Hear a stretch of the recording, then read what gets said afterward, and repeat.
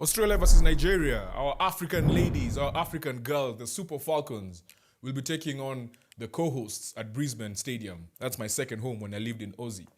Yeah, I would love us to paint the whole of Brisbane green because Australia without Sam Kerr, I feel like this is a good opportunity for us.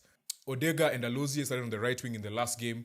They were a bit shaky, but with Ajibade and Ayinde coming back, I believe that we're going to be much stronger on the right wing and overall a stronger 11. From the last game, you could tell that set pieces is something that I think the Super Falcons can really capitalize on. Still bank on that physicality and let's just play on the counter. Let's not try and play from the back because that is clearly a weakness in our backline. I'd also like to see the coach play Uchenna Kanu a bit more. Maybe start her from the beginning, or if not, if Odega has to start, then Kanu comes in a bit earlier because when she came on for the last game, she caused a lot of trouble for the Canadians and they had to switch one of their best fullbacks from one wing to the next. So I think Kanu will pose a big threat. We can either use her as coming off the bench and changing the game if the game is tight, but also just start from the beginning and let's just go for it because I feel like the combination of her, Ajibade, Oshoala, Ayinde up front, like we can cause a lot of problems for this Australian backline. After what the Philippines did to New Zealand co-hosts, I think there's something there that we can there's a mental,